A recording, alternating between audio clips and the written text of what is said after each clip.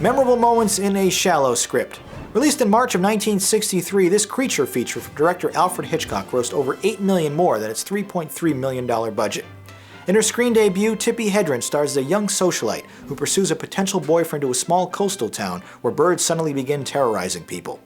Despite her puke-green clothes, she's easygoing on the eyes and a relatively endearing protagonist, but I still feel like the outlandish material would have been better suited in more experienced hands. She doesn't get any favors from her supporting cast either. Rod Taylor is stiff and uninteresting as the tall, dark, and handsome chap she only just met, while Jessica Tandy is annoying and useless as the needy old mother, who plainly declares, "This business with the birds has upset me." That type of lazy, groan-inducing dialogue is not what you'd expect to hear from a future Academy Award winner, least of all in a Hitchcock film. I first saw The Birds when I was a kid over 20 years ago, and many of its more action-oriented moments have stayed with me since, but I had completely forgot about all the dull and bizarre developments that surround them.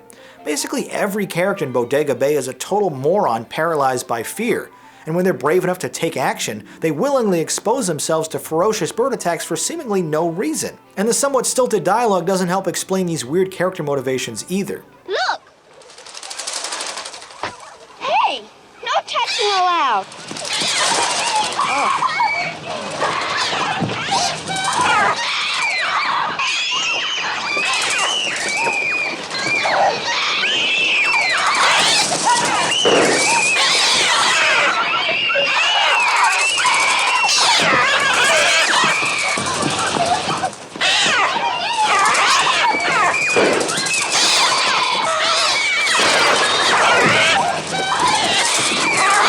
Get the children into the house! The sloppy writing and slow pacing would be excusable if there were plenty of bird attacks to keep things interesting, but nearly an entire hour goes by before the titular feathered antagonists actually do anything out of the ordinary.